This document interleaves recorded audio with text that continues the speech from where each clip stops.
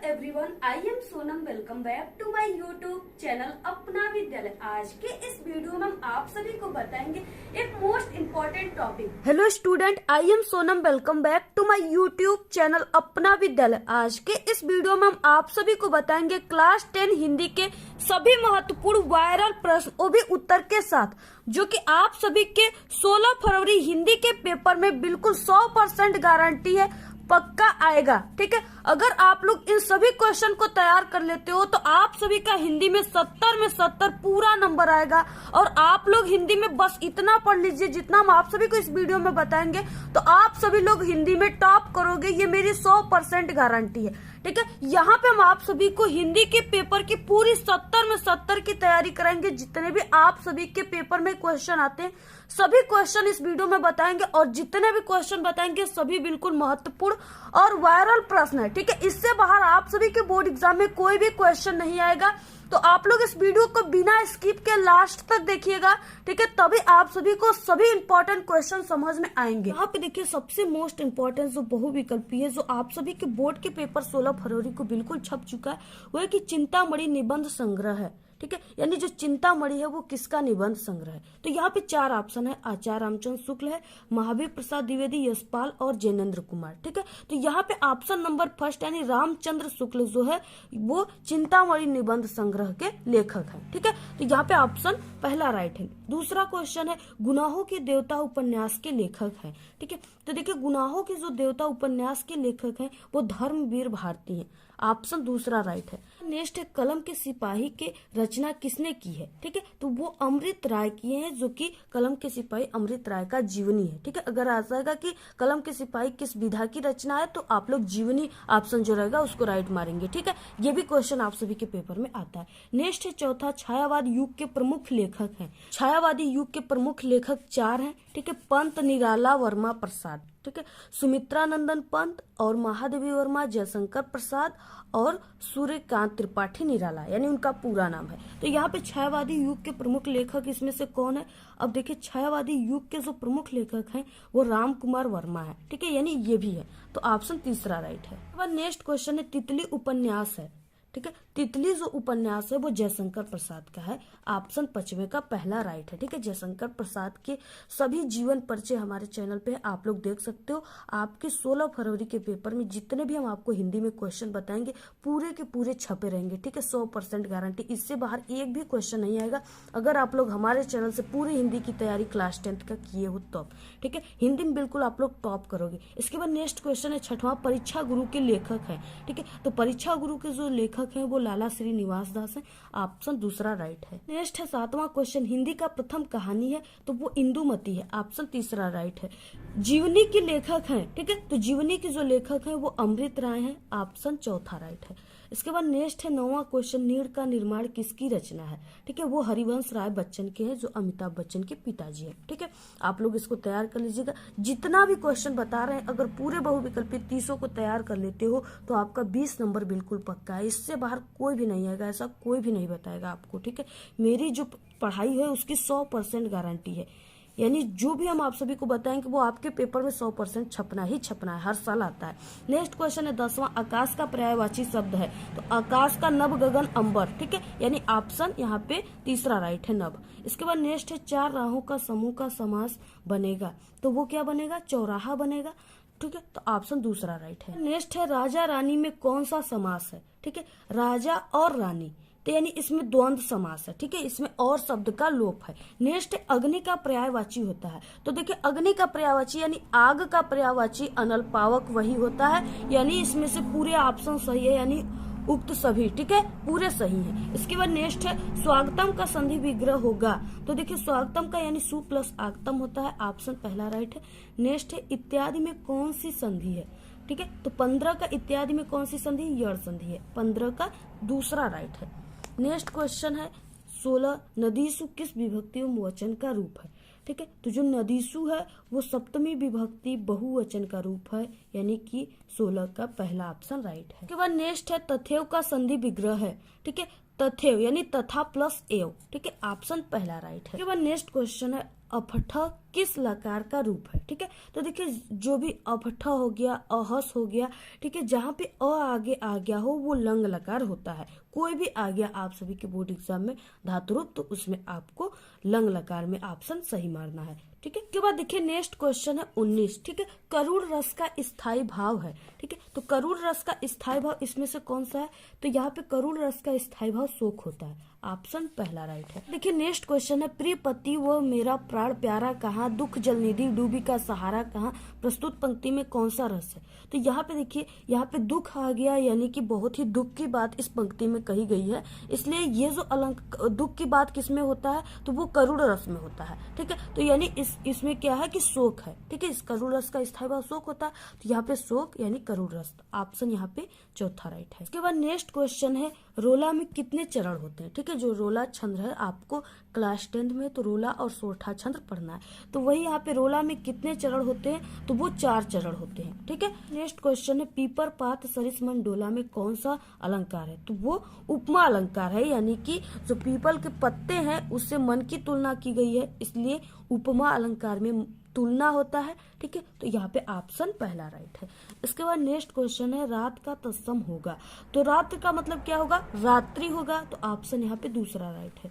इसके बाद नेक्स्ट है व्याह का तत्सम रूप होगा, तो व्याह का तत्सम रूप क्या होता है, विवाह होता है, ऑप्शन तीसरा राइट है। इसके बाद नेक्स्ट क्वेश्चन है 25, ठीक है, हिंदी का प्रथम नाटक है, तो यहाँ पे ऑप्शन इंदुमती, छाया, ठीक है, चंद्रगुप्त और नहुस, तो इसमें से कौन सा ऑप्शन राइट है, आप लोग इसका आंसर हमारे कमेंट बॉक्स में जरूर दीजिएगा, ठीक है। जिसकी हिंदी की तैयारी 100% हमारे चैनल से हो चुकी है, ठीक है, क्योंकि संपूर्ण तैयारी हिंदी की हमारे चैनल पे हो चुकी है, करा चुके हम, ठीक है। अगर आप लोग नहीं देखे तो प्लेलिस्ट से देख सकते हो चैनल पे विजिट करके। तो अगर 100% जिनकी हिंदी की तैयारी हो चुकी होगी वो इस क्वेश्चन का आंसर हमारे कमेंट बॉक्स में जरूर देंगे, तो आप लोग इसका आंसर कमेंट बॉक्स में दीजिएगा। सबसे पहले हम आप सभी को बताते हैं सबसे महत्वपूर्ण गद्यांश, जो कि आप सभी के बोर्ड एग्जाम में इस बार यानी कि 6 नंबर का आएगा, ठीक है। 6 नंबर के गद्यांश आप सभी के बोर्ड एग्जाम में इस बार आएंगे, तो आपको कौन कौन से गद्यांश तैयार कर लेना है जो बहुत ही वेरी मोस्ट इम्पोर्टेंट है और वो आपके बोर्ड एग्जाम में आने वाले हैं, ठीक है। तो सबसे पहला है यानी कुसंग का ज्वर, ठीक है, डैश डैश उठाती जाएगी, और ये जो दिया हुआ है गद्यांश ये आप सभी के यानी कि हिंदी के मित्रता चैप्टर से है, ठीक है, और इसके लेखक आचार्य रामचंद्र शुक्ल है। यानी अगर आप लोग इस पैसेज को तैयार कर लेते हो, इस गद्यांश को तैयार कर लेते हो, तो ये गद्यांश जो है ये आप सभी के बोर्ड एग्जाम हिंदी के पेपर में हर साल आने वाला गद्यांश है, ठीक है, यानी बहुत ही मोस्ट इम्पोर्टेंट है, कई बार आ चुका है। तो अगर आप लोग इस गद्यांश को तैयार कर लेते हो तो आपका 6 नंबर बिल्कुल पक्का है। तो यहाँ पे देखिए अब आपको गद्यांश को लिखना किस तरह से बोर्ड एग्जाम में, तो यहाँ पे देखिए सबसे पहले आप सभी को इस तरह से प्रश्नोत्तर संख्या लिखना है अपने बोर्ड की कॉपी पे, ठीक है। इसके बाद यहाँ पे गद, इसके बाद यहाँ पे देखिए कुसंग का जोहर डैश डैश उठाती जाएगी, यानी कि फर्स्ट का 2 वर्ड और लास्ट का 2 वर्ड, इस तरह से आपको लिखना है ब्लैक पेन से। इसके बाद संदर्भ आपको लिखना है, क्योंकि इसमें 3 क्वेश्चन आपके रहेंगे बोर्ड एग्जाम में, ठीक है, जैसा कि हमने पेपर भी बता चुका है, अगर आप लोग नहीं देखे हो तो चैनल पे देख सकते हो। तो यहाँ पे देखिए 3 क्वेश्चन रहेंगे, तो पहले में संदर्भ ही रहेगा, तो प्रस्तुत गद्यांश हमारी पाठ्य पुस्तक हिंदी गद्य खंड में संकलित मित्रता नामक पाठ से लिया गया, इसके लेखक आचार्य रामचंद्र शुक्ल है, ठीक है। तो इस तरह से लिखना है। इसके बाद इसमें आप सभी का यानी रेखांकित अंश की व्याख्या भी आएगा और एक प्रश्न भी आएंगे, ठीक है, और संदर्भ तो हमने आप सभी को बता दिया। अब इस तरह से आपको रेखांकित अंश की व्याख्या इसको किस तरह से करना है, यहाँ पे देखिए रेखांकित अंश की व्याख्या यानी यहाँ पे जितने वर्डों के नीचे लाइनिंग है सिर्फ उसी का ही आपको व्याख्या करना है, ठीक है। तो यहाँ पे कुसंग से लेकर करता है सिर्फ इतना ही आपको व्याख्या करना है। तो इस तरह से रेखांकित अंश की व्याख्या हेडिंग डालकर आपको लिख देना है। प्रस्तुत पंक्ति में लेखक बुरी संगति को भयानक रोग बताए हैं, यह अच्छे गुणों का विनाश करने के साथ साथ बुद्धि को भी नष्ट कर देती है, किंतु अगर अच्छी संगति मिल जाए तो बुरी संगति में पड़ा व्यक्ति गर्त से निकलकर बुरी आदतों से निकलकर प्रगति के पथ पर चलने लगता है। इसमें तीसरा क्वेश्चन में क्वेश्चन रहेगा कुसंग का मनुष्य के जीवन पर क्या प्रभाव पड़ता है, इसका आंसर आपको इसी पैसेज में ऐसे ही ढूंढ कर लिखना है। ठीक है, तो कुसंग का प्रभाव विनाशकारी होता है, यह अच्छे गुणों का विनाश करने के साथ साथ बुद्धि को भी नष्ट कर देता है। तो इस तरह से आपको पूरा यानी गद्यांश को सॉल्व करना है। अगर आप लोग इस तरह से करते हो तो आपका 6 नंबर बिल्कुल पक्का है, क्योंकि इसमें जो है यानी आपको ठीक है 3 क्वेश्चन है, 2 + 2 + 2 यानी 6 नंबर आपको मिलेंगे। ठीक है, एक भी क्वेश्चन अगर आप लोग छोड़ते हो तो आपका 2 नंबर चला जाएगा। अगर इस तरह से पूरे के पूरे लिखते हो तो आपको पूरे के पूरे 6 नंबर टीचर 100% गारंटी पूरा नंबर देगा। इसके बाद देखिए नेक्स्ट जो है ये भी बहुत ही इंपॉर्टेंट गद्यांश है और ये आप सभी के बोर्ड एग्जाम में हर साल आता है, वो है कि विश्वास पात्र मित्र डैश डैश करना चाहिए। ठीक है, ये भी जो गद्यांश है ये आप सभी की मित्रता चैप्टर से है और आचार्य रामचंद्र शुक्ल का है। ठीक है, यानी जो मित्रता चैप्टर है ना, इससे कम से कम 2 से 3 गद्यांश आप सभी के बोर्ड एग्जाम में आएंगे। इसलिए आप लोग देखिए पूरे जितने भी गद्यांश यहाँ पे हम आपको बता रहे पूरे तैयार कर लीजिए आप लोग। ठीक है, तो यहाँ पे देखिए अगर आप सभी को इस टॉपिक पे वीडियो चाहिए कि गद्यांश कैसे पहचाने, ठीक है, यानी कोई भी गद्यांश दे दिया उसको किस तरह से पहचानोगे कि आप लोग वो किस पाठ का है, उसके लेखक कौन है, क्योंकि संदर्भ में यही लिखना सबसे इम्पोर्टेंट है। अगर आप लोग ये लिखते हो तो आपको तभी आपका संदर्भ सही कहलाएगा। ठीक है, तो अगर इस टॉपिक पे वीडियो चाहिए तो आप लोग जरूर कमेंट कीजिएगा। इसके बाद नेक्स्ट है यहाँ पे देखिए, यह एक नैतिक डैश डैश सामाजिक एकता भी, ये जो चैप्टर है यानी भारतीय संस्कृति से है और इसके लेखक जो है वो डॉक्टर राजेंद्र प्रसाद। आप लोग इस क्वेश्चन को भी तैयार कर लीजिए। नेक्स्ट है चौथा रोहतास दुर्ग डैश डैश अंत था। ठीक है, और ये जो चैप्टर है ये ममता चैप्टर के हैं और इनके जो लेखक है वो जयशंकर प्रसाद हैं। ठीक है, इसमें आपको संदर्भ, रेखांकित अंश की व्याख्या और एक क्वेश्चन आएंगे। तो अगर आप लोग ये 4 गद्यांश को तैयार कर लेते हो तो इससे बाहर कोई भी गद्यांश आप सभी के बोर्ड एग्जाम में नहीं आ सकता, ये मेरी 100% गारंटी है। अगर आप लोग तैयार कर लेते हो तो आपका 6 नंबर बिल्कुल पक्का है। ठीक है, सभी के आंसर आप सभी को हमारे ही चैनल के प्लेलिस्ट में मिल जाएंगे हिंदी के। इसके बाद नेक्स्ट क्वेश्चन आता है सबसे महत्वपूर्ण पद्यांश। देखिए जो सबसे महत्वपूर्ण पद्यांश होता है ये भी आप सभी के बोर्ड एग्जाम में ठीक है 6 नंबर का ही आता है। तो यहाँ पे देखिए यानी 12 नंबर के क्वेश्चन आप सभी के बोर्ड एग्जाम में सिर्फ गद्यांश और पद्यांश से आ रहे हैं। तो इसमें पहला जो है बहुत ही वेरी मोस्ट इम्पोर्टेंट है।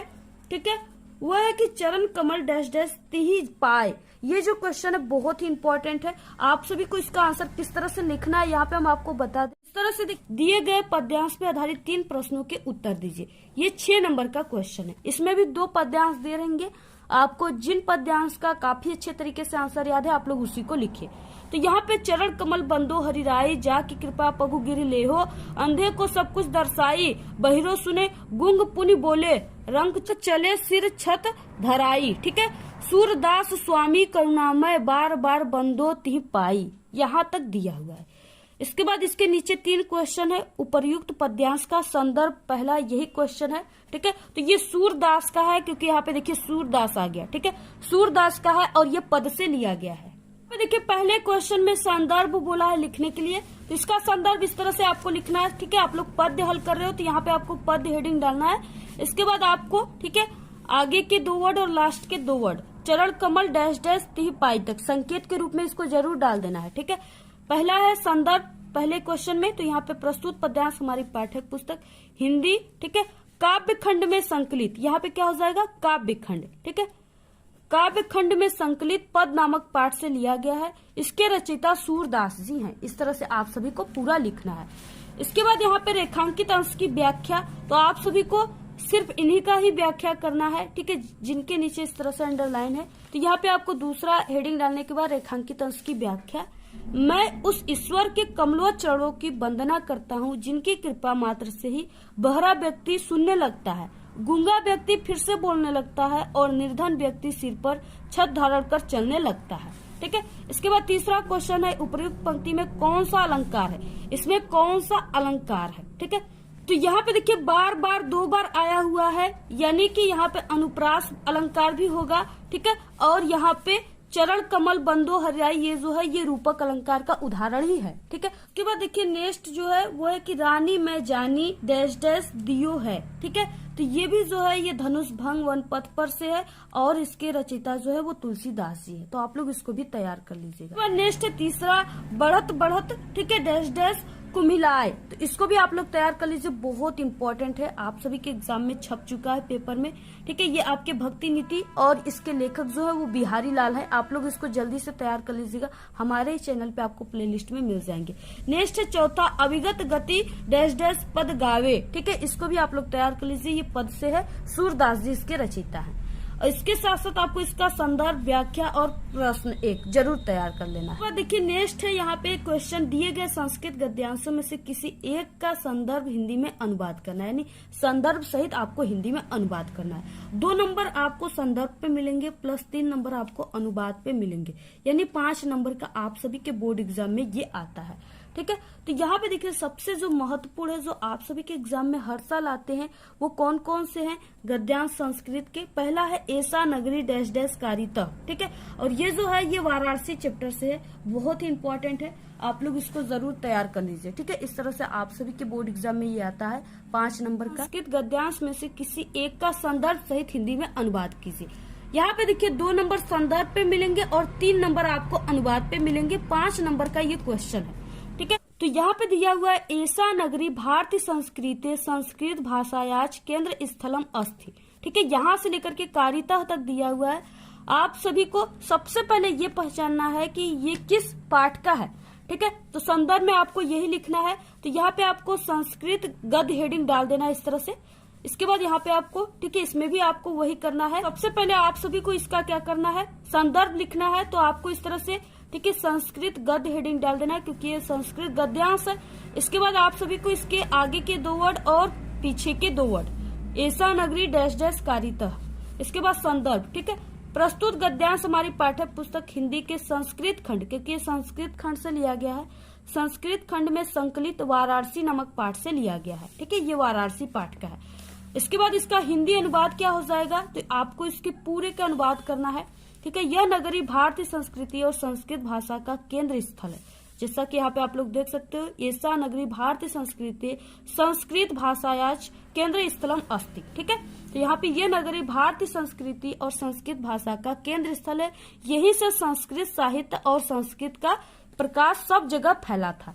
मुगल युवराज दारा सिकोह ने यहाँ आकर भारतीय दर्शन शास्त्रों का अध्ययन किया था। वह उनके ज्ञान से ऐसा प्रभावित हुआ कि उन्होंने उपनिषदों का अनुवाद फारसी भाषा में कराया, ठीक है। इस तरह से आप सभी को लिखना है। यहाँ पे फर्स्ट वाला जो था वो वेरी वेरी मोस्ट इम्पोर्टेंट है, ठीक है, ये आपके पेपर में हर साल आने वाला क्वेश्चन था, तो आप लोग इसको तैयार कर लीजिए जरूर। इसके बाद नेक्स्ट है दूसरा अस्माक संस्कृति डैश डैश चेती, ठीक है, ये है भारतीय संस्कृति से, आप लोग इसको भी तैयार कर लीजिए। नेक्स्ट है एकदा बहुव, ठीक है, डैश डैश दस्याम, तो आप लोग इसको भी तैयार कर लीजिए। ये आप सभी के प्रबुद्धो ग्रामीण चैप्टर से है, ठीक है। हम आपको चैप्टर भी बता देते हैं कि आप लोग अच्छे तरीके से क्वेश्चन बैंक से या हमारे चैनल से इसको अच्छे तरीके से तैयार कर सको, ठीक है। तो आप सभी को इसका संदर्भ और व्याख्या दोनों तैयार कर लेना है। इसके बाद नेक्स्ट आता है संस्कृत पद्यांश, क्योंकि संस्कृत में भी आप सभी के जो हिंदी के पीछे दिया होता है संस्कृत, ठीक है, उसमें भी आपके गद्यांश पद्यांश दोनों आते हैं। तो आपको देखिए ये पढ़ना है, इसमें कौन कौन से तैयार करना है। तो संस्कृत पद्यांश का संदर्भ सहित हिंदी में अनुवाद कीजिए। तो पहला है बहुत ही मोस्ट इम्पोर्टेंट, जो कि हर साल ही आप सभी के एग्जाम में आता है, ठीक है, आप लोग किसी भी पेपर को उठाकर देख सकते हो। पहला है सर्वे भवन्तु डैश डैश, ठीक है, दुख भाग भवेत। तो ये भी जो है ये भारतीय संस्कृति चैप्टर से है, और ये भी देखिए आप सभी के एग्जाम में हर साल आता है, ठीक है, और ये 5 नंबर का है। को इस तरह से अपनी बोर्ड की कॉपी में प्रश्नोत्तर संख्या लिखना है, ठीक है। इसके बाद ये क्वेश्चन कौन सा था, चौथा, तो यहाँ पे आपको 4 लिख देना है। तो इस तरह से आपको 4 इस तरह से लिख देना है, ठीक है। इसके बाद आपको यहाँ पे अंडरलाइन कर देना है इसके नीचे, जैसा कि हम आपको बोर्ड एग्जाम में कॉपी कैसे लिखे ये बता चुके हैं, आप लोग वहां से वीडियो देख सकते हैं। इसके बाद देखिए ये जो हम कर रहे हैं क्वेश्चन सॉल्व, ठीक है, ये है संस्कृत का पद्यांश है। तो यहाँ पे आपको संस्कृत पद डाल देना है हेडिंग, यानी संकेत के रूप में, जिससे टीचर को पता चल जाएगा कि आप लोग कौन सा पद को सॉल्व किए हो, ठीक है। तो यहाँ पे संस्कृत पद, या आप लोग इस तरह से श्लोक भी यहाँ पे लिख सकते हो, ठीक है। इस तरह से आप लोग श्लोक भी यहाँ पे लिख सकते हो और ये भी चीजें लिख सकते हो। इसके बाद यहाँ पे जो दिया हुआ है आपके पेपर में, ये जो श्लोक है इसका आपको आगे का 2 वर्ड और पीछे का 2 वर्ड इस तरह से डैश डैश करके लिख देना है, ठीक है। सर्वे भवन्तु डैश डैश भवेत्, इस तरह से आपको लिखने के बाद यहाँ पे आपको सबसे पहले संदर्भ लिखना है, तो इस तरह से आपको संदर्भ लिखना है। इसके बाद देखिए अब आपको संस्कृत में संदर्भ को किस तरह से लिखना है जिससे आपको पूरे के पूरे 2 नंबर टीचर दें, ठीक है। तो यहाँ पे प्रस्तुत श्लोक यानी आप लोग श्लोक का अर्थ लिख रहे हो, ठीक है। तो यहाँ पे प्रस्तुत श्लोक हमारी पाठ्य पुस्तक हिंदी के संस्कृत खंड, यानी ये जो खंड है ये संस्कृत खंड है, तो यहाँ पे संस्कृत खंड के अंतर्गत भारतीय संस्कृति नामक पाठ से लिया गया है। इस तरह से आपको लिखना है, ठीक है। और इसमें लेखक नहीं दिए रहते इसलिए आपको लेखक का नाम नहीं लिखना है, सिर्फ आपको पाठ का नाम लिखना है। अगर इस तरह से आप लोग संदर्भ लिखते हो तो आपको पूरे के पूरे 2 नंबर टीचर देंगे। तो इसके बाद देखिए अब आपको इसका हिंदी अनुवाद किस तरह से करना है, तो यहाँ पे आपको हिंदी अनुवाद इस तरह से हेडिंग डालना है, ठीक है। तो यहाँ पे देखिए ये जो श्लोक है इसका अर्थ हो जाएगा कि सर्वे भवन्तु सुखिनः, ठीक है, यानी कि सभी सुखी रहो या सभी सुखी हो, ठीक है। इसके बाद दिया था कि सर्वे सन्तु निरामया, यानी कि सब रोग रहित हो, ठीक है, यानी कि निरोग हो, बिल्कुल स्वस्थ हो। इसके बाद यहाँ पे दिया था कि सर्वे भद्राणि पश्यन्तु, पश्यन्तु मीन्स होता है देखना, ठीक है। तो यहाँ पे सब कल्याण को देखे। माँ कश्चित् दुर्भाग् भवेत्, ठीक है, यानी कोई भी दुखी न हो, ठीक है। अर्थात यहाँ पे आपको लिख देना है सभी के कल्याण की कामना इस श्लोक में या इस पंक्ति में की गई है, ठीक है। ये आपको जरूर लिखना है, तो आपको इस तरह से क्या करना है, लिखना है। इसके बाद देखिए नेक्स्ट दूसरा जो वेरी मोस्ट इम्पोर्टेंट था, ठीक है, वो है कि अब्दो दुर्गामि च साक्षरो न च पंडित अमुख स्फुट वक्ता च यो जानती स पंडित, ठीक है। ये बहुत ही इम्पोर्टेंट है, कई बार आप सभी के एग्जाम में आया है और हर साल आप सभी के एग्जाम में आता है और इस बार भी 100% आप सभी के पेपर में छप चुका है। तो इसमें आपको सबसे पहले इसका संदर्भ लिखना है, इसके बाद आपको हिंदी अनुवाद करना है। तो आपको यहाँ पे श्लोक इस तरह से लिख सकते हो, या हमने आप सभी को जो बताया कि संस्कृत पद तो वो भी लिख सकते हो, तो यहाँ पे श्लोक लिखिए और अच्छा रहेगा। तो इसके बाद देखिए यहाँ पे आप सभी को जो ये श्लोक है इसका आगे का यानी कि 2 वर्ड और लास्ट का 2 वर्ड, तो अब्दो दुर्गामि डैश डैश पंडित, ठीक है। इसके बाद यहाँ पे आपको खड़ी पाई भी देना है। संदर्भ में हो जाएगा कि प्रस्तुत श्लोक हमारी पाठ्य पुस्तक हिंदी में संकलित, ठीक है, संस्कृत खंड के प्रबुद्धो ग्रामीण नामक पाठ से लिया गया है। यहाँ पे हमने जिस तरह से यहाँ पे लिखा हुआ है संदर्भ, आपको अपनी बोर्ड एग्जाम की कॉपी में बिल्कुल इसी तरह से लिखना है, ठीक है। जहाँ पे हमने ब्लैक पेन का यूज किया है आपको वहाँ पे ब्लैक पेन का यूज करना है, और जहाँ पे हमने इस तरह से कामा का यूज किया है आपको वहाँ पे कामा का भी यूज करना है, ठीक है। अगर आप लोग इस तरह से लिखोगे तभी आपको पूरे के पूरे 2 नंबर मिलेंगे। यहाँ पे इसका हिंदी अनुवाद क्या हो जाएगा, तो यहाँ पे श्लोक था कि अब्दो दुर्गामि च, यानी अब्दो मीन्स यानी कि बिना पैरों का, ठीक है, दूर दूर तक जाने वाला, ये इस तरह से एक पहेली है, ठीक है। तो यहाँ पे बिना पैरों का है, दुर्गामि च किंतु दूर दूर तक जाता है, साक्षरो न च पंडित, ठीक है, साक्षर यानी अक्षर युक्त है किंतु पंडित नहीं है। इसके बाद अमुख, अमुख मीन्स होता है कि मुख विहीन, ठीक है, होने पर भी स्पष्ट बोलने वाला है, ठीक है, स्फुट वक्ता यानी स्पष्ट बोलने वाला है। इसके बाद दिया है च यो जानती स पंडित, ठीक है, इसे जो जानता है वो पंडित है। तो इस तरह से यह एक पहेली टाइप का है, ठीक है। इसका आंसर जो है वो पत्र हो जाएगा, यानी पत्र जो है वो बिना पैरों का चलता है, काफी दूर दूर तक जाता है, ठीक है। नेक्स्ट सेकेंड इसमें, यानी अगर आप लोग ये 3 तैयार कर लेते हो तो आपका 5 नंबर बिल्कुल पक्का है, ठीक है। मानव हित्वा डैश डैश भवेत, ये जीवन सूत्राणी चैप्टर से है, आप लोग इसको तैयार कर लीजिए। नेक्स्ट है अब्दो दुर्गामि डैश डैश पंडित, ठीक है, ये भी प्रबुद्धो ग्रामीण चैप्टर से, इसको भी आप लोग जल्दी से तैयार कर लीजिए, आपको संदर्भ और अनुवाद दोनों तैयार करना है, ठीक है। नेक्स्ट है महत्वपूर्ण जीवन परिचय। अब आता है महत्वपूर्ण जीवन परिचय, जो आप सभी के बोर्ड एग्जाम में टोटल 10 नंबर का आता है, ठीक है। कितने नंबर का, 10 नंबर का आता है, यानी 5 नंबर लेखक का और 5 नंबर के आते हैं कवि के, ठीक है। तो यहाँ पे देखिए महत्वपूर्ण जीवन परिचय में आपको सबसे पहले लेखक का जो परिचय है इसमें आपको जयशंकर प्रसाद का तैयार कर लेना है। ठीक है, किसका? जयशंकर प्रसाद का। और साथ ही साथ आपको रचना भी तैयार कर लेना है। इस तरह से आप सभी के बोर्ड एग्जाम में ये 5 नंबर का आएगा। ठीक है, तो जयशंकर प्रसाद का, आचार्य रामचंद्र शुक्ल, 2 का अगर आप लोग तैयार कर लेते हो तो उसमें से एक न एक आप सभी के एग्जाम में जरूर आएंगे। ठीक है, और यहाँ पे 3 दिए रहेंगे तो 2 तो जरूर आएंगे। तो आप लोग इस तरह से तैयार कर लीजिए। ठीक है, आचार्य रामचंद्र शुक्ल और जयशंकर प्रसाद।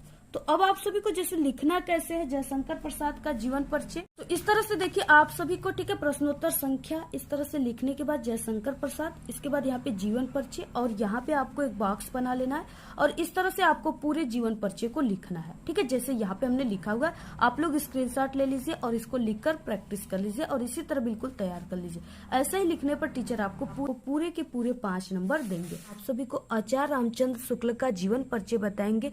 तो सबसे पहले देखिए आपको किस तरह से लिखना है अपने बोर्ड एग्जाम में, जिससे कि आपको 5 का 5 पूरा नंबर मिले, यानी एक टॉपर किस तरह से लिखता है। तो देखिए आपको क्या करना है, यहाँ पे एक बॉक्स बना लेना है। ठीक है, ब्लैक पेन से आपको एक बॉक्स बना लेना है और इसके बाद यहाँ पे संक्षिप्त परिचय लिखना है।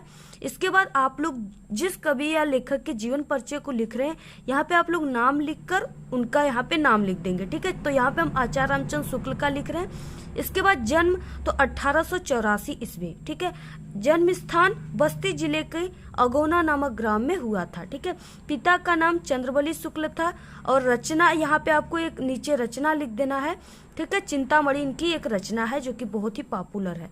इसके बाद नेक्स्ट है, लास्ट में आपको लिखना है मृत्यु, यानी इनकी जो मृत्यु हुआ था वो 1941 ईस्वी को हुआ था।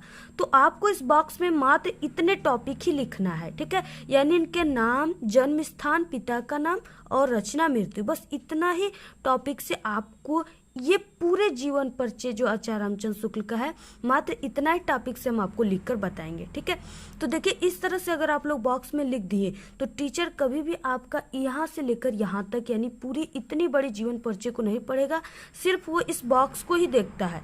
अगर इस बॉक्स में आप लोग सही सही लिखे हो तो आपको पूरे के पूरे 5 नंबर दे देता है। तो देखिए यहाँ पे इस बॉक्स में इस तरह से लिख देना है। इसके बाद देखिए यहाँ पे आपको जीवन परिचय हेडिंग डालना है। ठीक है, जैसे यहाँ पे हमने लिखा है, तो यहाँ पे आपको जीवन परिचय लिखने के बाद आपको कुछ इस तरह से स्टार्ट करना है, जीवन परिचय लिखना है। जैसे कि यहाँ पे हमने लिखा है, हिंदी के प्रमुख साहित्यकार आचार्य रामचंद्र शुक्ल का जन्म 1884 ईस्वी में बस्ती जिले के अगौना नामक ग्राम में हुआ था। देखिए अगौना नामक ग्राम में हुआ था। इनके पिता का नाम चंद्रबली शुक्ल था और इनके माता का नाम विभासी था। ठीक है, तो यहाँ पे आपको विभासी भी याद कर लेना है। नेक्स्ट है, इनकी प्रारंभिक शिक्षा हमीरपुर में हुई। 1921 ईस्वी में मिर्जापुर के मिशन स्कूल से हाई स्कूल की परीक्षा उत्तीर्ण की। गणित में कमजोर होने के कारण इंटर की परीक्षा नहीं दे सके। ठीक है, ये जो रामचंद्र शुक्ल हैं ये गणित में कमजोर थे, इसलिए ये इंटर की परीक्षा नहीं दे सके। ठीक है, इंटर की परीक्षा में इनके नंबर कम आ गए। कुछ दिनों तक नागरिक परिचारिका सभा पत्रिका का संपादन किया। कौन किया? आचार्य रामचंद्र शुक्ल। ठीक है, तो यहाँ पे देखिए ये इंपॉर्टेंट है, तो इसे भी आप लोग हाईलाइट कर दीजिए इस तरह से। ठीक है, यहाँ पे आपको इस तरह से हाईलाइट कर देना है और यहाँ पे भी कर देना है।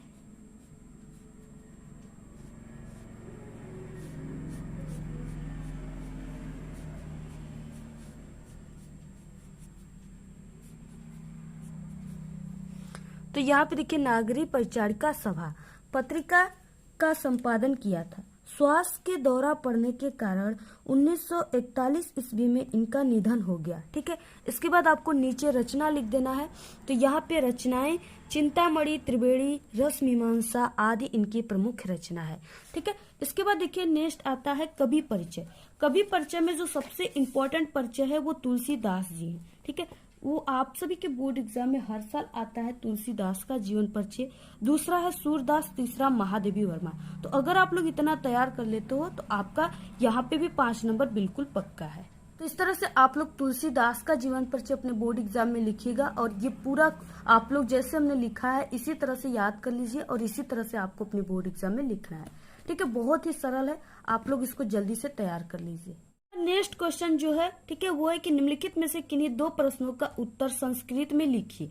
और ये 4 नंबर का आपके बोर्ड एग्जाम में आता है, ठीक है। यानी एक क्वेश्चन को अगर आप लोग करते हो तो 2 नंबर, दूसरे को भी कर देते हो तो आपका 4 नंबर बिल्कुल पक्का है। तो पहला दिया हुआ है बीरः केन पूज्यते, ठीक है। ये क्वेश्चन बहुत ही मोस्ट इम्पोर्टेंट है, आप सभी के एग्जाम में बिल्कुल पेपर में हिंदी के छप चुका है। तो यहाँ पे देखिए बीरः केन पूज्यते, तो सिर्फ आपको केन की जगह लगा देना है बीरेड़, ठीक है। बाकी यही सब चीजें बीरः बीरेड़ पूज्यते इस तरह से, ठीक है। इसके बाद नेक्स्ट है पदेन बिना किम दूरम याति, तो आपको यहाँ पे लिख देना है पदेन बिना पत्रम दूरम याति, यानी जो पत्र होता है वो बिना पैर का बहुत दूर दूर तक चला जाता है। इसके बाद नेक्स्ट है तीसरा चंद्रशेखर का आसित, तो चंद्रशेखर एक प्रसिद्ध क्रांतिकारी देशभक्त च आसित, ठीक है। आपको ये भी तैयार कर लेना है। इसके बाद नेक्स्ट क्वेश्चन है भारतीय संस्कृति की दिशा अस्ति, तो भारतीय संस्कृति सदा गतिशीला वर्तते, ठीक है। तो आप लोग को ये भी तैयार करना बहुत इंपॉर्टेंट है। नेक्स्ट है प्रुराजा का आसित, तो प्रुराजा एक भारतीय वीर आसित। नेक्स्ट है अलछेंद्र का आसित, अलछेंद्र यवन राजा आसित। तो अगर आप लोग ये पूरा क्वेश्चन तैयार कर लेते हो, यानी यहाँ पे हमने आप सभी को 6 क्वेश्चन बताया, अगर आप लोग ये पूरे 6 क्वेश्चन तैयार कर लेते हो तो इससे बाहर एक भी संस्कृत के क्वेश्चन नहीं आएंगे, ये मेरी 100% पूरी गारंटी है। जितना भी बता रहे हैं आपको पूरे यूट्यूब पर ये कहीं पर भी नहीं बताया जाएगा, ठीक है। इसलिए आप लोग देखिए इस वीडियो को अपने सभी दोस्तों में शेयर कीजिए और चैनल को सब्सक्राइब कर लीजिए अगर आपको इस बार 95% बोर्ड एग्जाम में लाकर एक टॉपर स्टूडेंट बनना है तब, ठीक है। नेक्स्ट है क्वेश्चन पाठ्य पुस्तक से कंठस्थ किया गया कोई एक श्लोक, ठीक है। आपके एग्जाम में श्लोक भी आते हैं क्लास 10th में, तो अगर आप लोग 3 श्लोक तैयार कर लेते हो तो आप सभी का यानी कि 2 नंबर बिल्कुल पक्का है, 2 नंबर का आप सभी के एग्जाम में आता है। तो आप लोग देखिए 3 जो भी तैयार कीजिए, 3 तैयार कीजिए, ठीक है।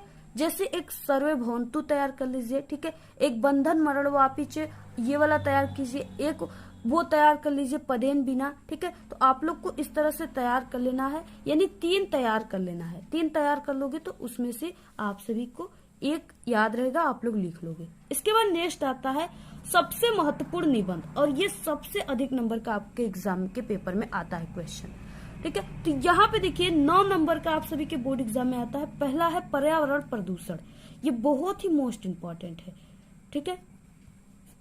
तो आप लोग अगर पर्यावरण प्रदूषण का तैयार कर लेते हो तो आपका 9 नंबर बिल्कुल पक्का है, क्योंकि ये हर साल आता है। मेरी मोस्ट इम्पोर्टेंट है वो है कि पर्यावरण संरक्षण के उपाय, ठीक है। प्रश्नोत्तर संख्या 9 है, पर्यावरण प्रदूषण दूसरे पर आप लोग लिख रहे हो, ठीक है। तो पहला आप सभी को हेडिंग इसमें रूपरेखा डालना है, और अगर आप लोग यहाँ पे जो ट्रिक हम बताएंगे इससे लिखेंगे तो आपको पूरे के पूरे 9 नंबर मिलेगा, एक भी नंबर आपका नहीं कटेगा, ठीक है। तो रूपरेखा आपको लिखना है। रूपरेखा में आपको क्या लिखना होता है, आप लोग जिस टॉपिक पर निबंध लिख रहे हो, ठीक है, और आप सभी को यानी जिस टॉपिक पे लिख रहे हो उससे रिलेटेड आप लोग जितना पॉइंट लिखोगे उसको आपको रूपरेखा में लिख देना है।